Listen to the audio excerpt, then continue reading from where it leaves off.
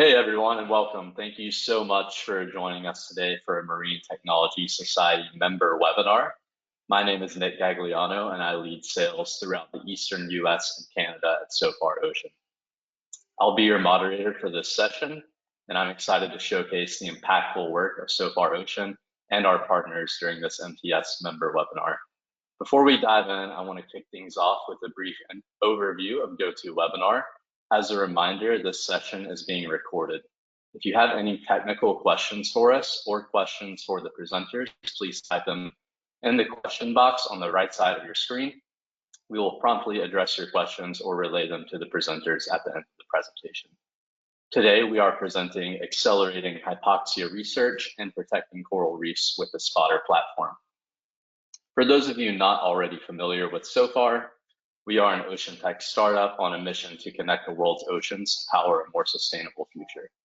Sofar was founded by an ocean scientist and an electrical engineer who were frustrated with how difficult it was to collect real-time ocean data at scale because existing systems were extremely expensive, large, heavy, and generally inaccessible. So they designed the Spotter buoy, which became Sofar's flagship product. The Spotter platform is a cost-effective, extensible ocean sensing platform that delivers real-time surface data on waves, winds, sea surface temperature, and barometric pressure. But below the surface, Spotter can also measure temperature, water level, and currents at depths of up to 50 meters. Two new additions will join the Spotter ecosystem soon: a digital hydrophone and a dissolved oxygen sensor, the microdot from Precision Measurement Engineering, which will be our focus today. Sofar works with partners across many different ocean industries, including aquaculture, offshore energy, and defense, but today we will focus on research and academia with our partners from NOAA's Flower Garden Banks National Marine Sanctuary and the University of Texas Marine Science Institute. Our speakers today are Marissa Nuttall and Dr. Xinping Hu. Marissa joined the Flower Garden Banks National Marine Sanctuary research team in 2007. She oversees sanctuary research, resource protection, and permitting activities, as well as leading research projects in mesophotic ecosystems, fish movement, and habitat use. Marissa also serves as the unit diving supervisor for Flower Garden Banks and has coordinated and led multiple research expeditions utilizing scuba and ROVs.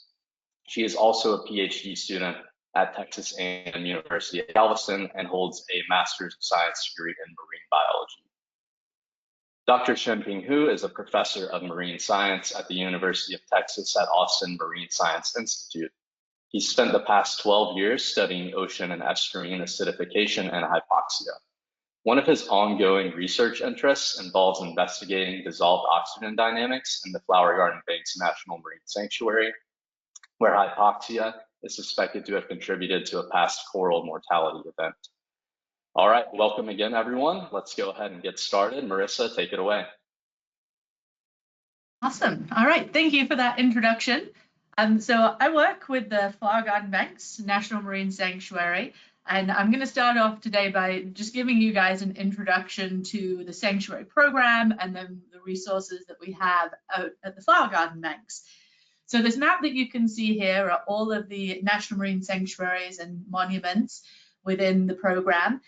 The national marine sanctuaries are operated under NOAA, which is under the Department of Commerce, and we're essentially the ocean equivalent of national parks. So these are areas of particularly special resources throughout the US waters that are managed and protected for people to use and recreate in these areas. So you'll notice that we're located down in the Gulf of Mexico. We're the only sanctuary in the Gulf, and we primarily focus on protecting coral and mesophotic habitats, but the sanctuary program expands all over the US, protecting the coral reefs in Flower Gardens, Florida Keys, up to shipwrecks in the Great Lakes area, kelp forests along the West Coast, and all the way out in Hawaii and also in American Samoa.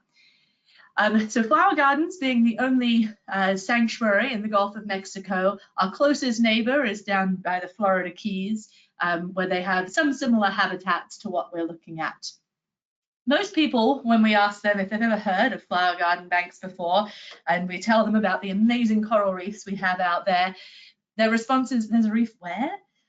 Because Flower Gardens is located so far off of the coast of Texas and Louisiana, a lot of people don't know about it. So you can see the red boundaries here represent the boundaries of the sanctuary.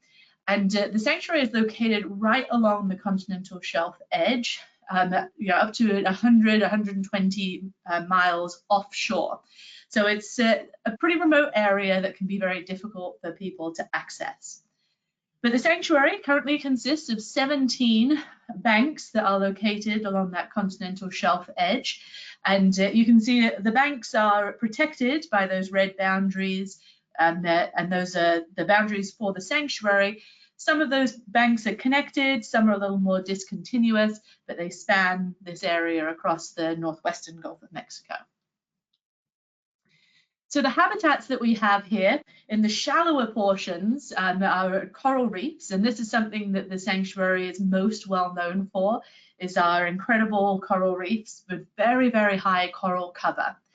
We primarily have these big boulder corals, not necessarily the branching corals that you might think of from places like down in the Florida Keys, and these extensive coral mounds ranging from 55 feet down to 150 feet.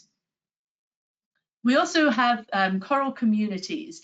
So these occur in that same depth range, but usually occur a little closer to the Texas and Louisiana coast, where temperatures are a little more variable and don't support such strong coral growth.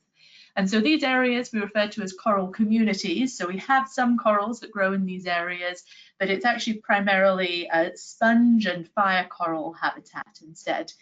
These areas are very abundant in fish. They really like to aggregate around these areas, and so very popular for diving as well.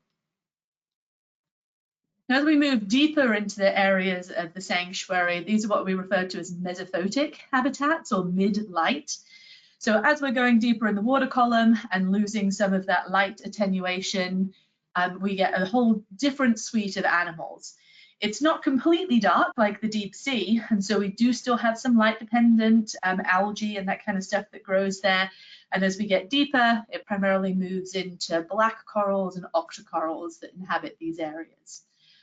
All of these areas, because of the depth, were primarily explored using remotely operated vehicles instead of scuba divers.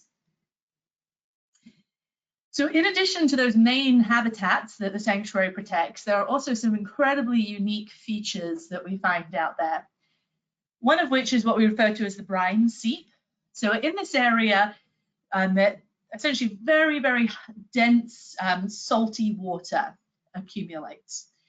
The features of the sanctuary themselves are laying on top of what we call salt domes. And this is the reason why there's so much oil and gas also in this area. Thereafter, what's under those salt domes, and the sanctuary is located on top of those salt domes and the exposed substrate that the corals can settle and grow on. Now, in some areas at the sanctuary, through fault lines, some of this salt leaks out into the water and essentially creates these incredible underwater lakes because the water is so dense. If you're swimming above it, it looks like there is a whole nother lake underneath you that can have waves and ripples, and there are rivers and waterfalls that occur throughout this brine seep area. In addition, we also have basalt spires.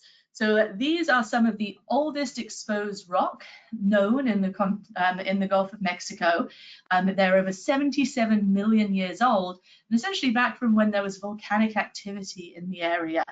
And so this is an area of exposed basalt that rises up in these extremely large features with more than 50 foot of relief to them.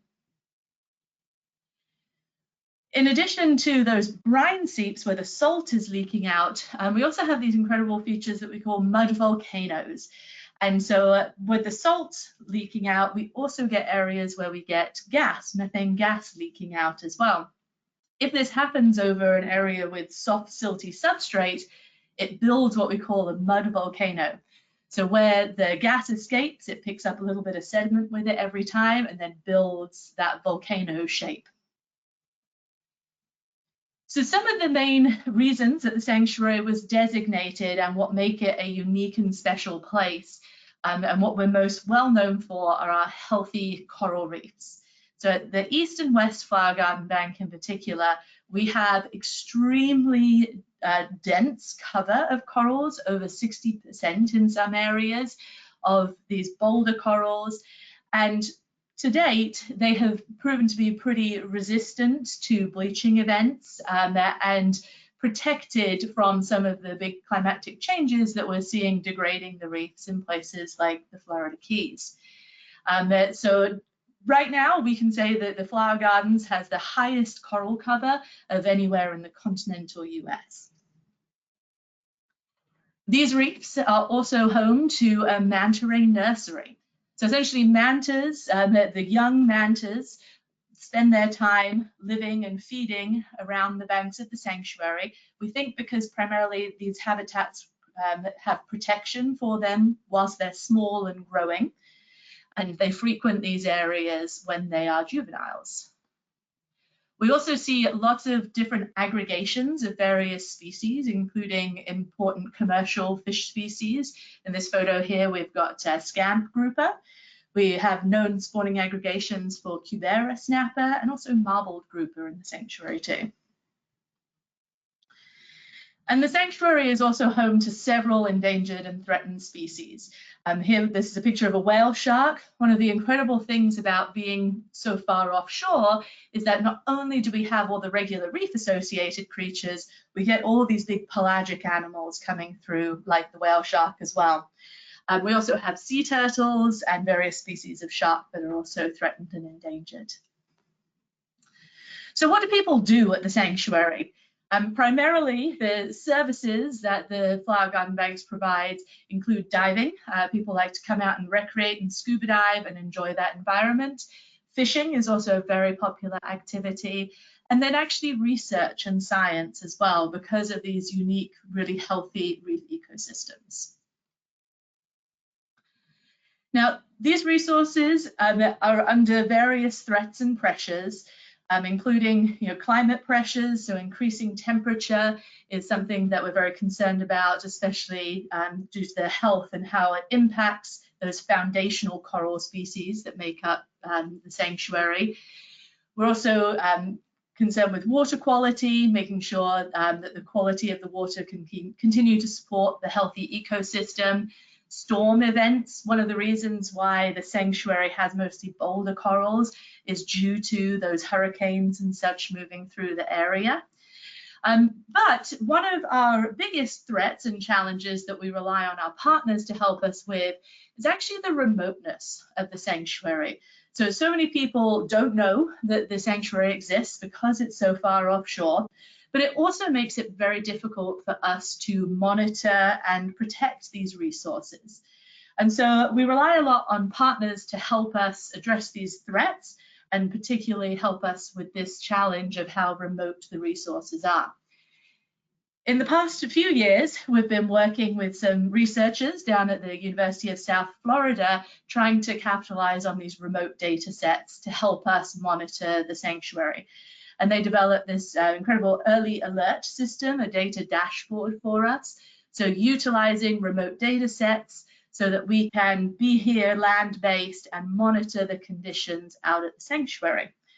All of this information is primarily sea surface information based on satellite data sets, but we've set up these kind of virtual buoys to help alert us to when conditions are changing on the surface.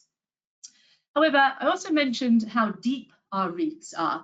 And so one of the challenges with using only that surface data is it gives us an idea of what's happening at the surface, but not down at the same depth as all of the corals and resources that we're trying to monitor. And so some of the really cool projects that we have started up now and that Dr. Hu will talk to you more about are our near real-time ocean condition monitoring using the Sofar technology. And so this allows us not only to have the actual measurements from the sea surface, but also down on the reef where these resources are occurring. So right now we have just one of those buoys deployed in the sanctuary, but through the research that Dr. Hu is doing with the University of Texas and GCUS, the Gulf of Mexico Coastal Observing System, we're going to be deploying a whole series of these buoys to help us get that information in near real time at such a remote site and help us manage these ecosystems better. And so with that, I'll pass this over to Dr. Hu to talk more about his project.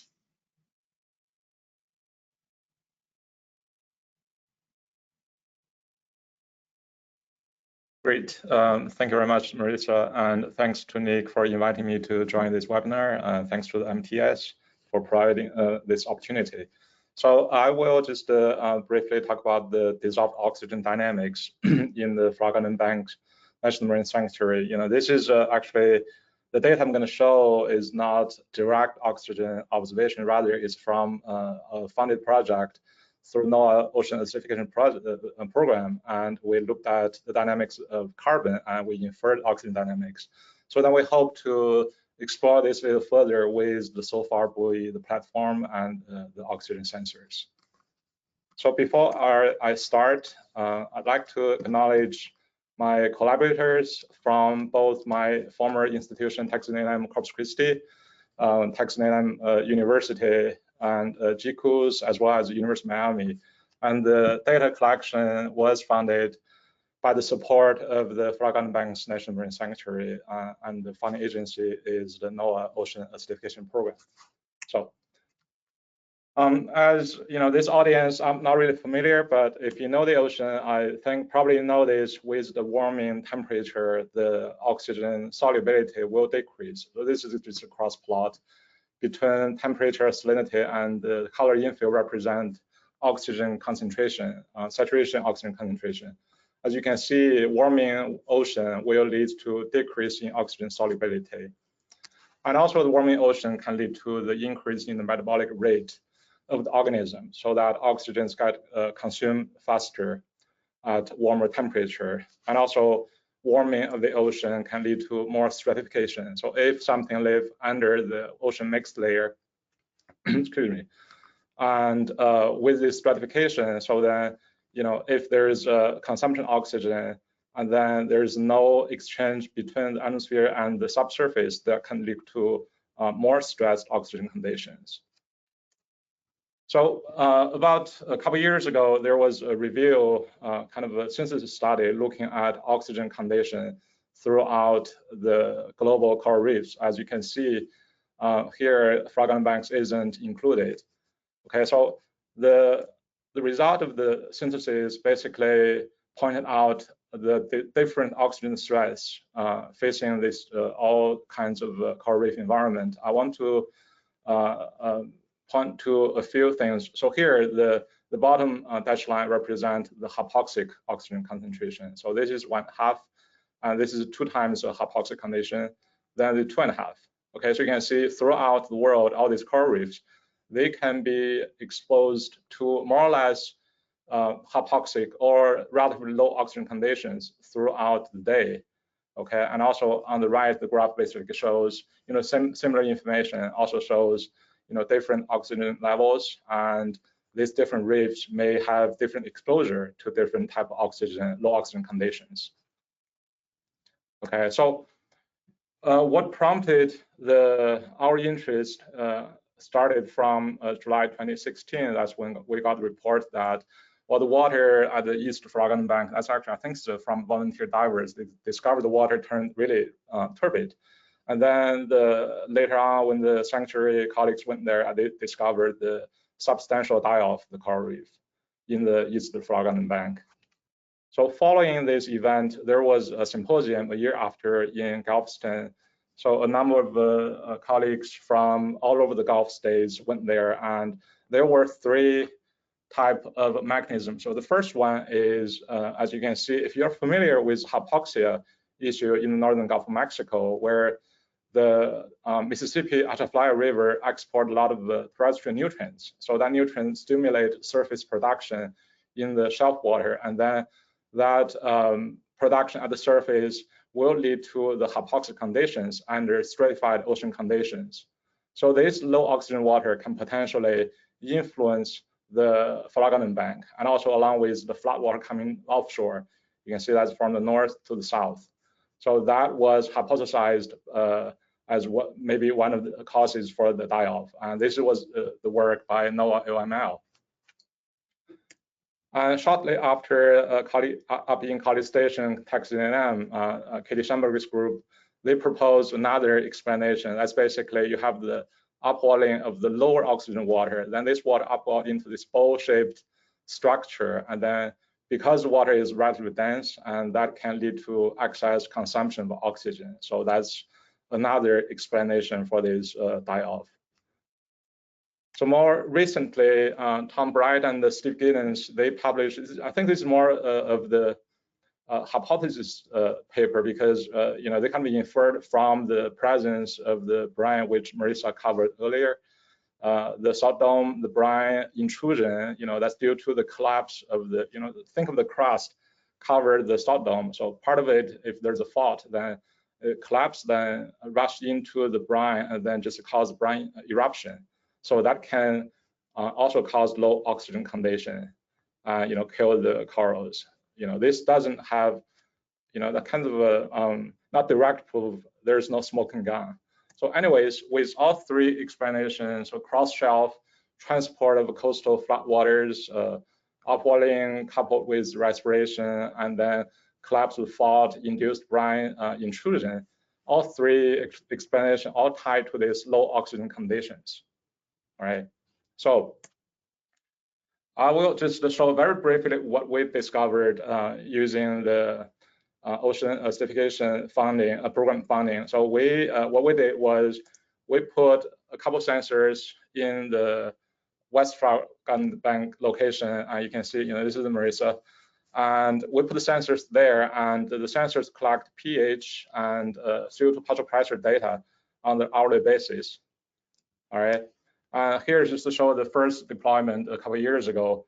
You can see that pH variation. So this is hourly, so every day there are 24 data points. All right, and then on the right, this graph basically shows another term called total alkalinity. That's, if you know kitchen chemistry, alkalinity is mostly bicarbonate or soda, this anion. So total alkalinity and salinity has a fairly good linear relationship over the multi-year period. So what we use, we just use the very conventional technique in carbonate chemistry. Oh, by the way, so just to orient you with the few acronyms. So DIC is total dissolved CO2 in ocean water, and TA is total alkalinity, and DO obviously is dissolved oxygen. So what we did was we have the data DIC variation or total dissolved CO2. We use the pH and this very linear correlation between alkalinity and salinity. We use this tool to calculate the speciation of the carbonate system and calculate the total DIC variation, throughout the day. And then next is, this really biogeochemistry of the ocean, because we know that when carbon respire, there will be consumption of oxygen, and in the oceanography, there is a well-known Redfield ratio. So between the change in carbon and change in oxygen, there's a ratio about 106 over 138. Although the ratio can vary more or less across the different regions of the ocean. So then we assume oxygen varies, so that it would always start from the saturation concentration, and then we use the change in carbon to estimate the change in oxygen. So we have the starting condition, and we have the minimum oxygen condition, so that we can infer what the minimum oxygen concentration would look like at this reef location. And this is our estimate based on the carbon observation. So you can see the y-axis just represent daily minimum oxygen concentration, and just to orient you to the different levels. And this is 2 times of hypoxic oxygen level, about 120 micromole per kilogram. And this water actually, based on the water column measurement, this type of water actually would occur if it's like there's no salt dome and if it's flat.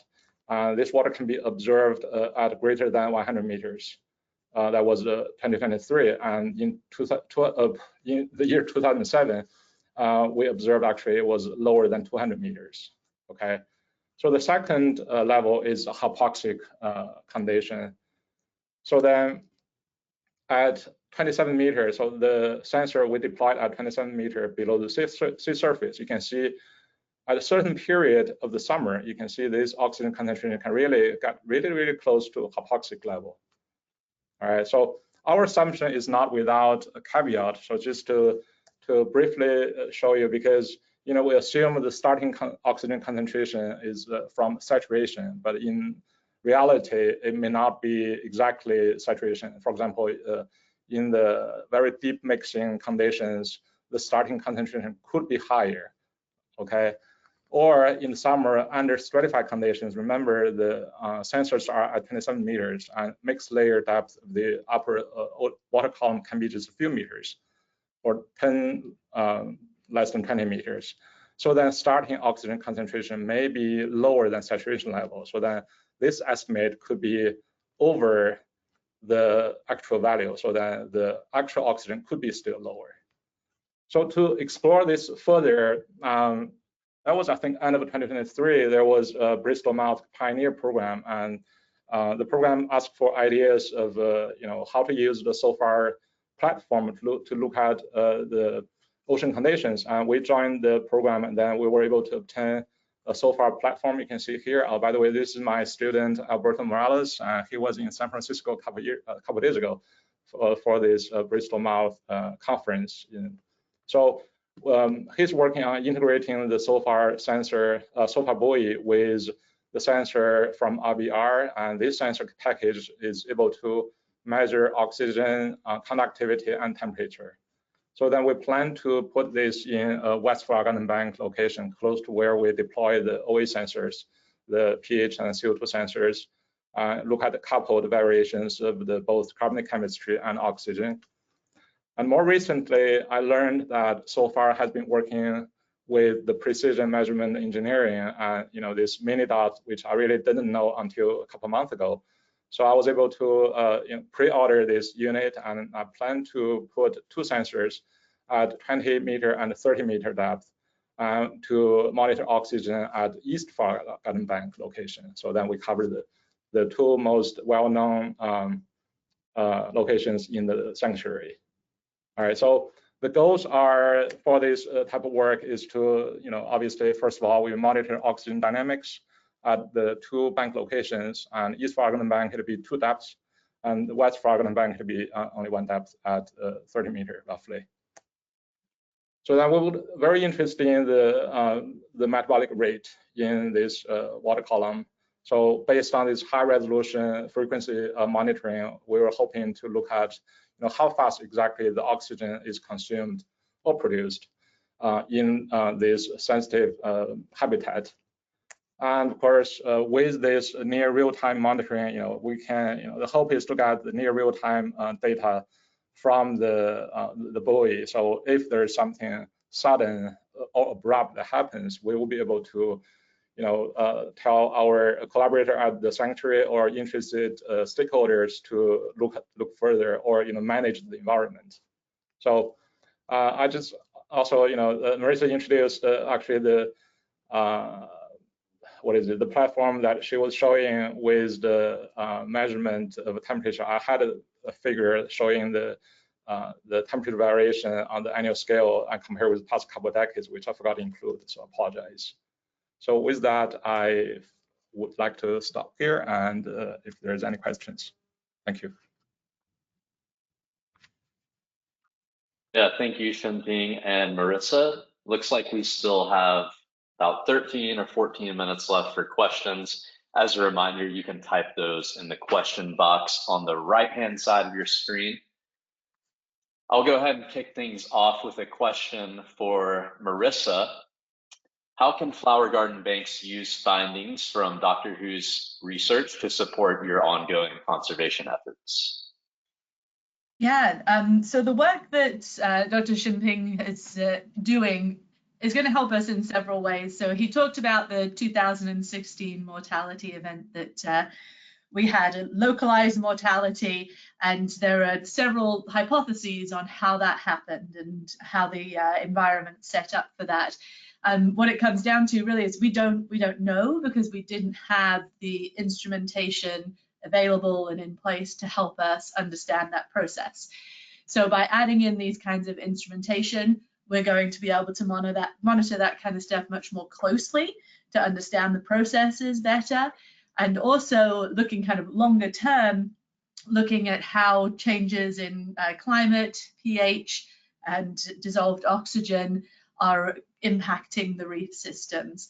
So it really just enhances our monitoring abilities and being able to understand the underlying processes to what is happening on the reef better. Great. And we have a few more that were submitted during the webinar registration. This one I can handle. The question is, how many sensors can I integrate with the Spotter platform? And do users of the Spotter platform typically co-locate data? Good question. So you can integrate, in most cases, 3 sensors on a smart mooring. We can get up to 4 if they're just the temperature sensors, because those are a bit smaller and more lightweight. And we're limited to 2 current meters. So yes, people are co-locating data, like Dr. Hu is doing. He's doing the dissolved oxygen, salinity, and temperature all at one site. We see a lot of people doing that. We also see people interested in co-locating the current meter with the digital hydrophone that will be releasing in June at the same time as the dissolved oxygen sensor.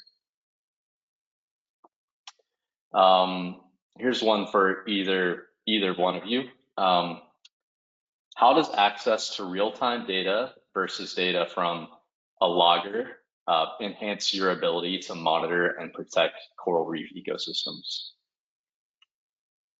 I'll go first if you're good. Dr. Hu. So real-time data sets, obviously it's the real-time aspect of it. So being able to see conditions as they change will also help us as resource managers to be able to take actions based on those conditions. Some examples include, maybe if we're seeing one of these low dissolved oxygen events start setting up, or perhaps extremely high temperatures setting up, if we're able to detect that in real time, we can then also launch perhaps response or mitigation actions to then go and try and intervene, maybe cool things down, try and get the water mixing again. And so having that real-time response, especially for a remote site where we can't just look out the window and see, or pop down there and measure these things on your way to work, will be a huge game changer for how we can manage these resources. Dr. Hu, is there anything you wanted to add to that, or did Marissa cover it?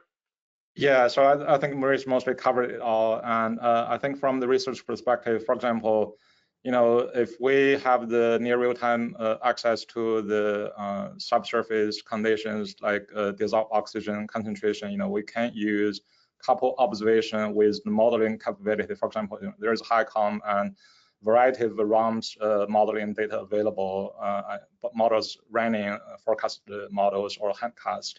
We will be able to interpret, if there's a sudden drop of oxygen level, whether that's because, for example, shallowing with the mixed layer, or that's because something else. So that would be very valuable from the research perspective as well. Great. I'll just add as well with these data buoys that we're deploying, because we're in such a unique location off in the Gulf of Mexico, it's not just us at the sanctuary that are interested in it. Obviously, there's many ways that data will help us, but this infrastructure is also now being data sets that are being uptaken by the National Weather Service to help with hurricane predictions and getting more real-time data to improve their models as well, which is a pretty cool bonus. Yeah, absolutely. Got a couple here coming in the chat. First one is from Kurt. Marissa, what is the evidence for sloshing of denser brines up on top of the coral domes? So yes, okay. So the salt domes that underlie the structure of the sanctuary, I believe Dr. Hu had shown a picture with some of the fault lines that had been mapped in the areas. So at least the brine seep exists because there are areas in that fault that are leaky, and consistently so the brine kind of pools in those areas. The paper that was published by Gittings and Bright was essentially looking at perhaps there was some movement in the rocks that altered maybe a fault line and allowed an extra release of this brine. And that's what they're considering maybe led to that low dissolved oxygen event. So perhaps something shifted and there was a release of brine that doesn't normally happen, and it settled on the coral cap where we don't normally see it. One of the really interesting things about that mortality event was that it was very stark in the depth distribution of it. So you would have corals that were a little, the same coral head, but higher on the coral head wasn't dead and it was fine, but lower on the coral head, everything died. And so I think that's what those researchers were really keying in on, was the fact that it was obviously denser water that was creating that mortality. Hopefully that answers that question. Awesome, thank you. And another one related, the image of the salt brines in Flower Garden Banks, was it the entire image or just the darker portion that you showed? Okay, so the picture that I had shown, I can maybe try and pull it up again. So there was kind of a rock face on one side, and the bottom of the image was what the brine pool is. Oh, thank you. Let me share that screen again and go back to that image. Where are we? Unique features. All right. So this dark area is a rock, and then you can kind of see back here is soft sediment that's kind of like the sloping edge into the lake, which is this area on the left of the photo, and that is the actual brine. So you can see almost ripples in this picture. This was taken by an ROV, a remotely operated vehicle. So they're using thrusters and propellers to move that camera around, and so it's creating the ripples in the lake just because of that movement of the water from the ROV. Cool. One for you, Dr. Hu. At a specific site, coral reef site, what other types of data would it be useful or interesting to collect and co-locate with dissolved oxygen? Well, I think the sanctuary has a set of the salinity and conductivity and temperature sensors. So those are not in real time, well, unless we put in the Sofar platform along with the sensors.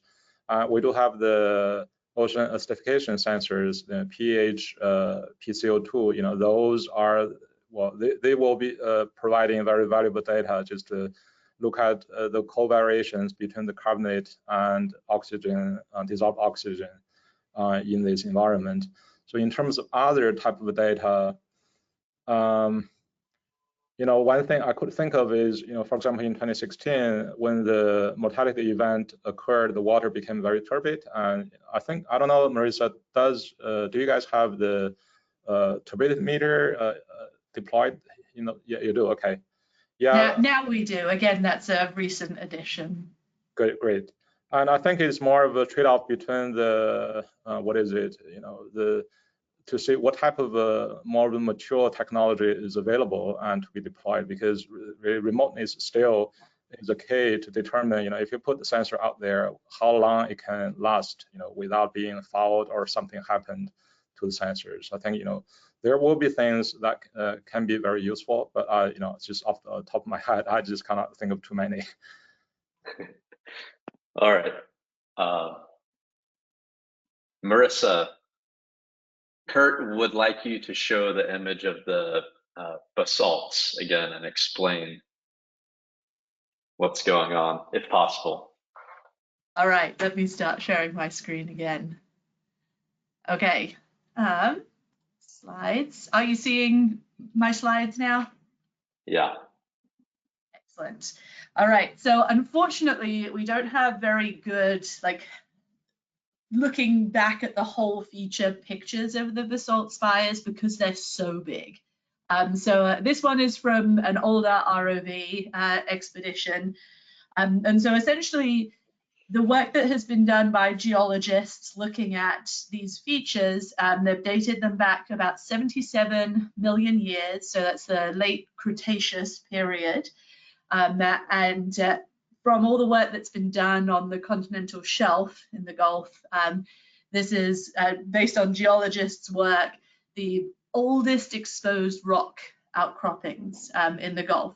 But so basalt is formed due to volcanic activity. And what's really interesting about the basalt is that it's very square. So it almost looks like building blocks have been put together that make up this structure. And it's also extremely dense. And so one small piece of the basalt is extremely heavy to pick up as well. We've done several ROV surveys on these features. There's two really big prominent basalt spires that we visit frequently.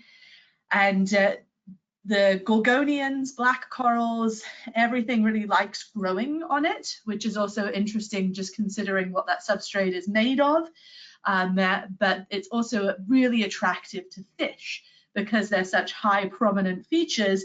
We get lots of really large pelagic fish schooling around these areas, things like amberjack, lots of grouper throughout this area as well. Awesome. And looks like we have time for one more question. I'll take this one. Are there any other marine sanctuaries using spotter, and how do they use it? Yes. As far as I know, there's one other national marine sanctuary currently using spotter, and that's Florida Keys National Marine Sanctuary. They have a very similar use case to the Flower Garden Banks, where they're using these to monitor temperature throughout the water column for coral restoration activities. And we also have plans in place with Thunder Bay National Marine Sanctuary to get 4 of the spotter platforms out in their waters sometime before this summer. And they'll be using that to monitor conditions around a lot of those popular shipwreck diving sites within their grounds, just to keep those divers and boaters safe. So it looks like we're up on time. So I want to say thank you so much to our presenters, Xinping and Marissa, as well as MTS for hosting this webinar. And to everyone that is still online, thank you for attending. We will be sending out an email with a link to the recording of the webinar in case you want to share it or go back and reference it. And also feel free to follow up offline with me or Marissa or Xinping, as I'm sure they would be happy to answer any other questions that you may have. So with that, we will wrap things up. Take care, everyone.